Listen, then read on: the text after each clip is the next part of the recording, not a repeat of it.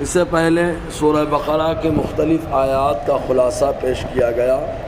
ابھی اپنے سامنے جو آیت کریمہ ہے یہ کب نازل ہوئی، کیا بیک گراؤنڈ بنتا ہے، اس سے پہلے ایک شریعت اسلامیہ کا ایک قانون ہے کہ اگر کسی چیز کے بارے میں اختلاف ہو جائے، کوئی آدمی اگر دعویٰ کرے کہ یہ چیز میری ہے اور کوئی آدمی اس کا انکار کرے تمہاری نہیں ہے، تب ایسی صورت میں حضور صلی اللہ علیہ وسلم نے جو قانون بتایا وہ یہ کہ آقا فرماتے ہیں البینۃ علی المدعی، گواہ وہ پیش کرے جو دعویٰ کرتا ہے۔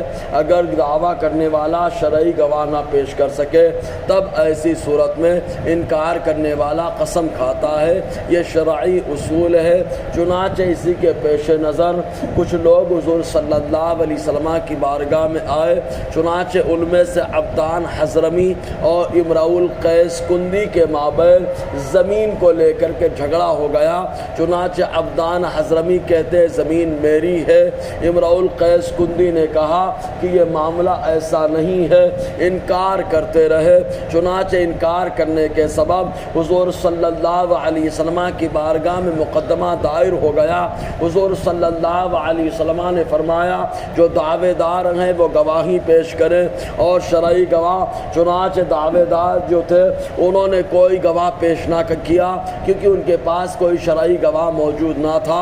اس صورت میں عبدان حضرمی یہ کھڑے ہو گئے کہ ٹھیک ہے میں قسم کھانے کے لیے تیار۔ تو جیسے ہی وہ قسم کھانے کے لیے تیار ہوئے، حضور صلی اللہ علیہ وسلم نے آیت کریمہ پڑھی کہ ان الذین یشترون بعہد اللہ، کیونکہ بے شک وہ لوگ جو اللہ کے وعدے کو بیچتے ہیں ان کا معاملہ ایسا ہے۔ جیسے ہی آیت کریمہ کے حضور نے تلاوت کی ہے، عبدان حضرمی خاموش بیٹھ گئے اور انہوں نے قسم کھانے سے انکار کر دیا اور کہا سرکار یہ زمین آپ امرؤ القیس کندی کے دے دیں۔ امرؤ القیس کندی نے کہا کہ یہ زمین عبدان حضرمی کو دے دیں۔ آپس میں شیر و شکر ہو گئے، معاملہ ختم ہو گیا۔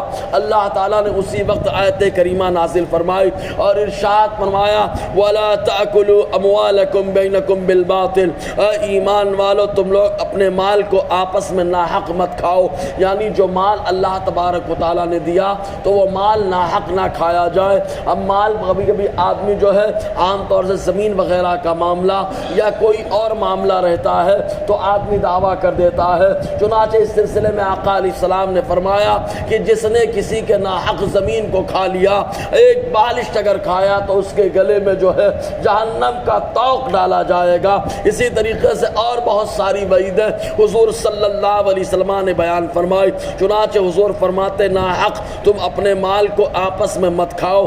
اب یہاں پر ایک بات قابل غور ہے، کبھی مال بذات خود حرام ہوتا ہے جس کو حرام لعینہ یا حرام بعینہ کہا جاتا ہے، اور کبھی کبھی مال جو ہوتا ہے کسی وجہ سے حرام ہو جاتا ہے اس کو حرام لغیرہ کہا جاتا ہے۔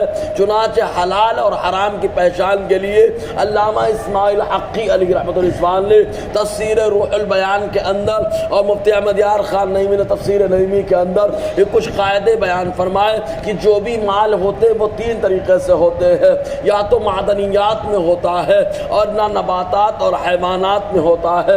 معدنیات جو زمین سے نکلتا ہے، چنانچہ جو بھی زمین سے پیدا ہوتا ہے اس سلسلے میں ضابطہ یہ ہے کہ اگر آدمی کو وہ نقصان نہ پہنچائے اور اس کے کھانے سے کوئی نشہ بھی نہ ہو اور دوسرے کی پراپرٹی میں بھی نہ ہو، تب ایسی صورت میں معدنیات کا استعمال کرنا بذات خود حلال ہو جاتا ہے۔ اور رہا نباتات کا معاملہ تو وہاں پر یہ کہ ضرر رسانے صحت نہ ہو، صحت کو تکلیف نہ پہنچائے اور نشہ نہ دے تو بذات خود وہ حلال ہوتا ہے۔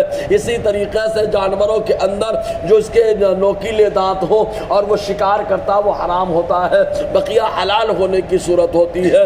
تو یہ قاعدہ ہے کہ بذات خود اس کے اندر خرابی ہو تو حرام لعینہ ہی ہے، اور اگر اس کے اندر خرابی نہ ہو تو حلال ہو جاتا ہے، اور یا حرام اس کے اندر خرابی نہ ہو تب ایسی صورت میں حالات کی وجہ سے، جیسے کسی آدمی نے کسی کا مال رشوت کے طور پہ لیا تو مال تو بذات خود حلال دیا لیکن رشوت کی وجہ سے وہ حرام ہو گیا، اس کو حرام لغیر ہی کہا جاتا ہے۔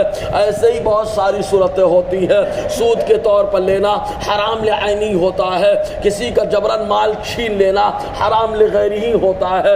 بہرکیف تو اللہ تبارک و تعالیٰ فرماتا ہے وَلَا تَأْكُلُوا أَمْوَالَكُمْ بَيْنَكُمْ بِالْبَاطِلِ، اور تم لوگ نہ کھاؤ اپنے مال کو آپس میں ناحق۔ باطل کہا اللہ تعالیٰ نے اس لیے کہ ناجائز اور ناحق جو ہوتا ہے وہ مٹنے والا ہوتا ہے، اور باطل کا معنی ہی ہے مٹنا، تو ناجائز جو بھی ہوتا ہے وہ ہمیشہ مٹ جاتا ہے۔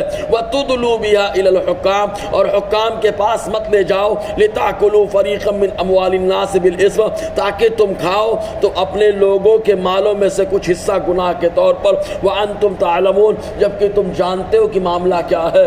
تو حکام کے پاس لے جانا یا رشوت دینا یا اس کے علاوہ اور بہت ساری صورتیں ہوتی ہیں، تو انسان جب کرتا ہے تو بہرحال حرام کا حکم لگ جاتا ہے۔ بہرکیف انشاءاللہ اور آگے گفتگو رہے گی۔ اللہ تعالی ہم سب کو فیضان قرآن، برکات قرآن سے مالا مال فرمائے۔